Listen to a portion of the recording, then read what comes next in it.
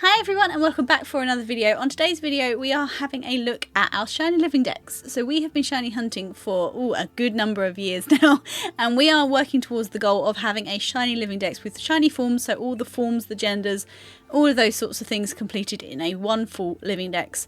We've been working on it for some time. Today's video is a look back at 2023 and the progression we've made towards our shiny living decks. See how far we've got, to see what we've got left to do in 2024 and see what our main goals for 2024 are over on Twitch. If you don't know, we do have a live streaming platform on Twitch, EV Collector Alora on Twitch, where we shiny hunt 3 times a week, where a lot of these shinies have been found over on the live stream. To look forward to 2024's goals, we are looking today at what shinies we need to get through 2024 to hopefully by the end of the year have a full shiny living decks. So without further ado, we're going to take a look at our shiny living decks, how it's looking right now, what gaps we still have, and yeah, so if you want to see the stats and the overall what we have left to get, please skip to the point in the video. We'll pop a little note in the description of what point to skip to, where all the stats are. We'll do a little roundup at the end. But in the meantime, let's have a look at what shinies we've caught this year and what stats we have for the rest of the year. So the first point I'd like to make is how I lay out my shiny living decks. Everybody does it slightly differently. Everyone has their own preference of how to do it. For me, I have my shiny living decks separate to my normal living decks so that each of my Pokemon are in the exact same place, whether they be shiny or not shiny. So in box number 1, the first Pokemon is Bulbasaur. In box number 101 in my home, it's my shiny Bulbasaur, and it sits like that. So in the exact same box, 100 apart, is where each of these Pokemon sit. So my Rattatas sit like this, all 3 of them in box 101 and 1. They sit like this no matter which one you're looking at. That's how I prefer to do my living decks. I know other people prefer to do it slightly differently, but everybody has their own way of doing things, and this just works for me. So starting off with Kanto, we have the majority of the Kanto forms at the moment. There's not much left to be done. What we really have left to do is just to replace some Gomons. So one of them is a shiny female Venusaur, because male Venusaur and female Venusaur have a slight gender difference. Our shiny female Venusaur is from Pokemon Go, so we need to replace that. But now the starters are available in the DLC of Scarlet and Violet. That's something we're going to be working on in 2024. The rest of these are all present and accounted for. The first gap that we have is Pikachu. Now there is some controversy over one of the Ash Hat Pikachus, in that one of them is technically shiny huntable, but the reason I don't count it is because it's a glitch. It will have a shiny mark on it, but the Pokemon itself does not look shiny because it's not meant to be able to be shiny hunted. So I don't really consider it to be shiny huntable because it doesn't look shiny. Some people do, and I think if you include that, I've got a slot available for mine, so maybe one day I'll do it, but right now I don't consider it as needed for a shiny living dex.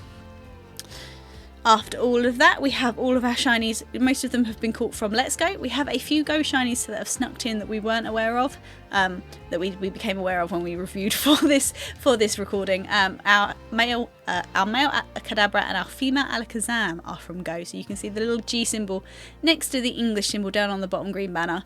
These have either come through PLA or Let's Go, I'm not entirely sure, but they have a little Go symbol, so they're going to need to be replaced. One thing that we did catch in 2023 from the last video is we now have all of the Tauros forms again. That was something that was missing in the last video that we will work towards achieving this year. So that's all nice and done. And then the only things that are really left now are shinies that we can't get. So these Galarian forms of the Articuno, Zapdos and Moltres, they are event additions, they are not ROT, so they need to be replaced at some point, but at the moment they are not shiny huntable, so they are stuck in the forms that they have. The Kantonian birds, however, are ones that come from Go, so we're going to have to replace those in D8s. Moving on to Johto. We have a lot of Johto now completed. Some of the things that we were working on was Sentret and Farret. They were replaced. We got a female Meganium this year when the DLC dropped, and added to that, obviously the Paldea and Wooper came in from Scarlet and Violet. Other than that, we still have a female Sneasel that we need to get to replace this Go one, and we are currently working every Saturday on doing DAs for Raikou, Entei and Suicune, because we need to replace these ones that are either Event Mons or Go Mons. So that's all we have left to do for Johto. Moving on to Hoenn. Most of what we have left is to replace some Gomons like before, and also to get some female ones, because these female Torchic, Combuskin and Blazikins do not have ROT, they belong to somebody else, so we need to replace those, which we'll be doing in the DLC. Same likewise with Mudkip, we're currently shiny hunting for Mudkip. The Shiftry and the Nuzleaf we already have replacements for ready to go. They're currently in our Kitakami Living Deck, so we're leaving them there for now, but they're ready to swap out when we have that completed. Moving on. In my last video I made reference to it, but I didn't actually show it. This is the oldest shiny in Pokemon Home currently. It says 2011, it's actually a lot older than that. It's from the original Pokemon Sapphire. We caught it as a Makuhita in the cave on Dewford Island.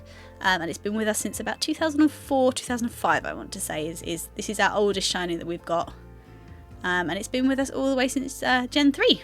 So that's a really nice shiny. That is our oldest shiny in here, and a lot of them are from that era. Moving on, we have a couple more Go shinies to replace, including this female Milotic, which is going to be a key shiny hunt in 2024, but it's not going to be the easiest one to achieve, but we'll work on that one. And then in addition, we've got a couple more Reddies and a Kyogre to replace. And in addition, these Deoxys are from Go, but currently they're really the only way to get shiny Deoxys, so we count them for now. Moving on to Sinnoh, we have a lot of gaps appearing now. Our major gap is Burmy and Wormadam. We don't have those shinies, so we're going to have to work on those, probably going back to BDSP in 2024 for those. But for the most part, the rest of Sinnoh is pretty much complete. Thanks to BDSP and to Legends Arceus, we were able to fill a lot of this year. What's left is a male Garchomp. We need to get one more Gible for that. And then in addition to that, we have a couple of legendaries that are from events that we need to replace again through DAs. Another thing that we'll have to look at is maybe trying to get another shiny Shaman, because you are able to get 2 now. But we'll see how we can do that, because I don't have another Oaks letter, but we'll work on that in 2024. One key shiny that we did manage to get in 2023 was a shiny Darkrai from BDSP, which is it was actually quite quick. It was about an hour. But we caught that in September while watching Bridgerton, funnily enough. So yeah, that is one of our highlights of 2023 shiny hunts. Moving on to Unova, we don't have too much to get in Unova that is available on the Switch, which is both a blessing and a curse. We are pretty much done with what we can shiny hunt for Unova, but we're left with a few hunts that we can't currently do. So one of them is to get one final Snivy to replace the Superior from Go. And then we get into a bit of a problem. So the gaps here are Pattrap, Watchog, Pansage, Simisage and Simisear, which are not Pokemon that are currently huntable in Switch. So they're not in Sword and Shield, they're not in BDSP, they're not in Arceus, they're not in Scarlet and Violet. So we're not really sure how we're going to achieve those ones yet, but we will see what we can do. Another shiny that we managed to get this year was this shiny Blitzel. It's a shiny that I've wanted to hunt for a very long time, and it finally became available in the DLC, and it was the first shiny that we hunted in the DLC. So we got that one fairly quickly. Another couple of Go shinies to pick up, and then the rest is fairly full. So we've done quite well on Unova. There's not too much left to do until you get to the Legends. There's a couple of Legends that we need to replace from Go shinies, and then there's a couple of gaps here, but these are unobtainable. These are your Keldeos and your Meloetta, not currently available. One thing that we worked on quite hard in 2023 moving on to Kalos is to replace all of our shiny Vivians that we had. So if you look at the last video, we did have all of the shiny Vivian patterns minus the fancy pattern, but they were obtained through the GTS and were not with our OT. We've spent the time over the last year obtaining all of the Vivian patterns through the postcard method from Pokemon Go. We will have a video out on that, on how to do that in the coming weeks if you're interested in doing that yourself. But all of these Vivian patterns are now shiny and with our OT. The only one that is left is the Pokeball pattern, which is currently an event only Vivian, and it's not shiny huntable, so that's why that gap exists. We also managed to get Litleo from Scarlet and Violet this year and finish off those wonderful Flabébés, so that we have all of those completed now. This big gap here is Furfrou, which is it's a difficult situation. Furfrou, if you don't know, can have different haircuts, but at the moment the only way to get the haircuts into home is through Pokemon Go, and getting shinies that are your OT that you've evolved, because obviously Furfrou evolves in different locations to different forms, so it's very difficult to do that. So I decided I would rather wait, because Furfrou will eventually be in a Switch game at some point, and there'll be another way to shiny hunt for those. So I've decided to wait on these and wait and consider them to be a held position for now.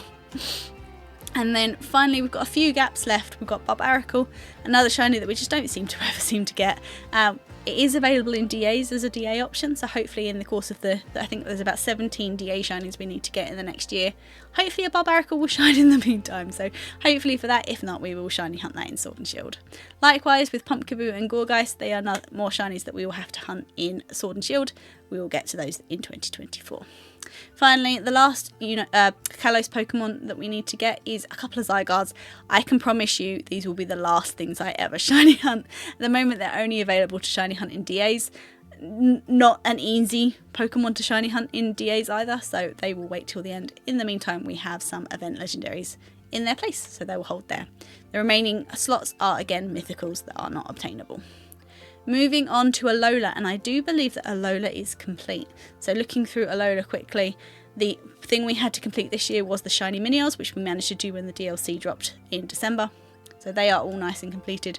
The gaps that we have here are Cosmog and Cosmoem, which are currently not available as shiny, and Magiana and Marshadow, again not available as shiny.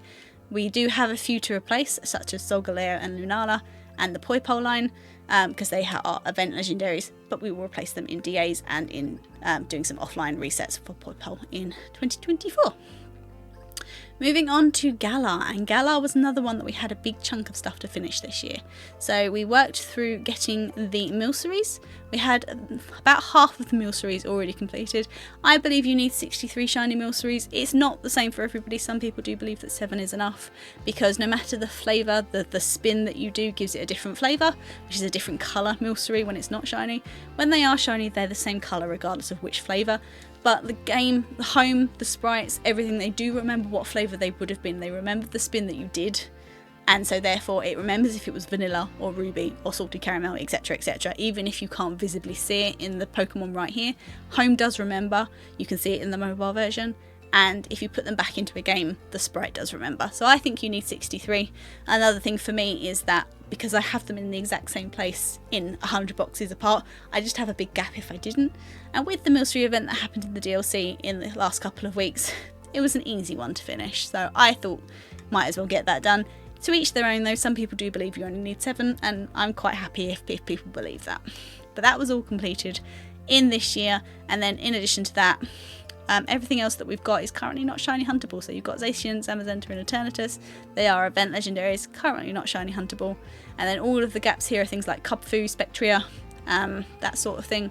Again, not shiny huntable at this time. Moving on to Paldea. And the only thing we need from Paldea, we have every shiny, every form for Paldea, except one. We have all of the starters, all of the forms. Only thing we're missing is a 3-family household, which has not been very lucky to us thus far. We're working on it. It's something that we shiny hunt once every week, once every 2 weeks. We are working our way through it. It is the last shiny we need for Paldea, and it is a priority for 2024. But if you don't know, every shiny Tandemaus, which is this little guy here, has a 1 in 100 chance of turning into a 3-family household, and a 99 out of 100 chance to turn into a 4-family household. So the 4-family household is this one here. It's got 2 little kids on either side.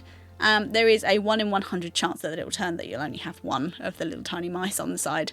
We're working on it. We'll get there eventually, but it is the only Paldean Pokemon that we still need. We got all of the Squawkabillies, we got all of the Pokemon filled in. When we last had this video, a lot of this was still missing because we were still working our way through Paldea. These are now all completed. We have all forms of Tatsugiri, my favourite Pokemon from Gen 9. We have the 3-segmented Dunsparce. We have all of the Paradox Pokemon, all the Kitakami Pokemon, and all of the DLC Terrarium Pokemon that are available. There's a lot of shiny locked Pokemon in the DLC, so a lot of these gaps are just, these are all shiny locks. All shiny locks, including, there's a couple more on this page, but they're all shiny locked. All shiny locked, I'm afraid. But that's all of them. That's all of the shinies. We're getting really, really close. Some quick stats just before we do some overall stats. We have 76 shinies left to obtain. We'll roll the stats in a minute and talk about where they are, but a lot of them are DAs, a lot of them are legendaries, and a lot of them are starters. So once we get through the starters and the DAs, we don't have that much more to do. So it's definitely an achievable goal by 2024. But let's roll through the stats. Let's see what we have to obtain, what we have obtained, and what we've got left for 2024.